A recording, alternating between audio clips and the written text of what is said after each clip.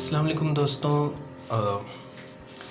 یہ دنیا آپ صلی اللہ علیہ وسلم کی نہیں ہوئی تو میری کہاں سے ہوگی۔ آپ محمد صلی اللہ علیہ وسلم نے ہمیں بہت سارے کاموں سے منع کیا۔ جھوٹ مت بولو، غیبت مت کرو، اپنے ہاتھ، خیالات، جذبات سے اپنے کسی دوسرے مسلمان بھائی یا کسی بھی انسان کو تکلیف مت دو۔ اس کے علاوہ رشوت نہ لو نہ دو، زنا نہ کرو، اپنی شرمگاہوں کی حفاظت کرو۔ لیکن ہمارا معاشرہ آج پھر اس مقام پر آ پہنچا ہے کہ جس معاشرے کو ختم کرنے آپ محمد صلی اللہ علیہ وسلم کو بھیجا گیا تھا۔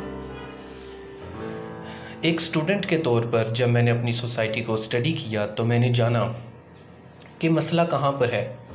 کیا حکمرانوں نے ہمیں جاہل رکھا اور جاہل ہونے کا طعنہ دیا؟ کیا مولویوں نے اپنا کام ٹھیک سے نہیں کیا؟ کیا اساتذہ نے اپنا کام ٹھیک سے نہیں کیا؟ کیا مائیں جاہل واقع ہوئیں؟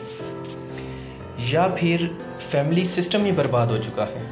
تو جواب ملا کہ یہ سب چیزیں ہمارے معاشرے پاکستان میں موجود ہیں، کہ بطور معاشرہ ہم تنزلی کا شکار ہیں اور اخلاقی طور پر ہم گر چکے ہیں۔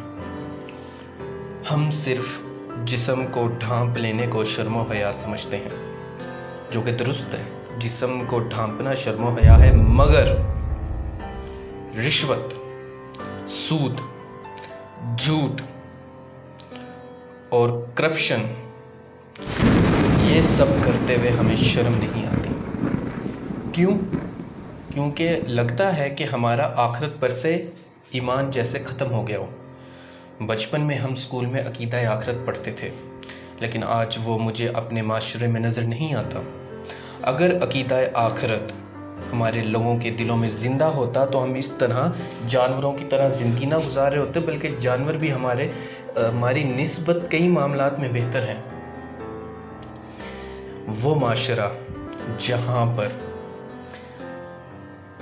جس کا بھی دا لگے، چاہے وہ چپراسی ہو یا وزیر اعظم ہو، وہ کرپشن کرنے سے یا اپنا فائدہ لینے سے باز نہیں آتا۔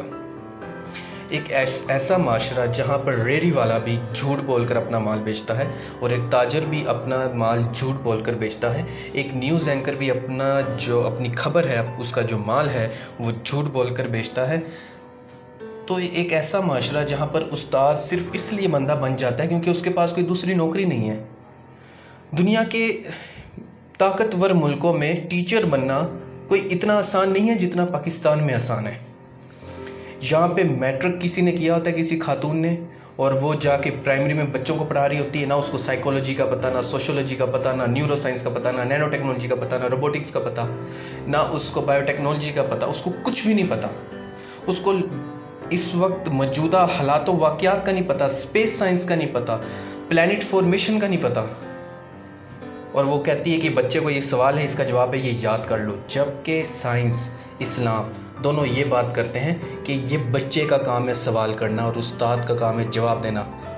اب ایک میٹرک پاس عورت کو یا ایف اے یا بی اے جس نے کیا ہوا ہے 3rd ڈویژن کے ساتھ، جو پرائیویٹ اسکول میں ٹیچنگ کر رہی ہے، اس کو کیا پتا کہ ایگزسٹنس آف گاڈ کیا ہے اور خدا کو کس نے بنایا ہے؟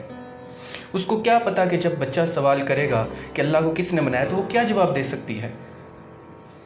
اس کے پاس تو کچھ بھی نہیں ہے، وہ تو بس اپنا اور اپنے گھر والوں کا پیٹ پالنے کے لیے کما رہی ہے۔ میں کسی کے خلاف بات نہیں کر رہا، صرف ایک جنرل بات کر رہا ہوں کہ جب میں نے یہ دیکھا کہ ہمارا معاشرہ اتنا زیادہ گر کیوں چکا ہے تو میں نے جانا کہ اس میں ہم سب کا کردار ہے۔ چینل پر آنے کے لیے، ویڈیو دیکھنے کے لیے آپ سب لوگوں کا بہت بہت شکریہ۔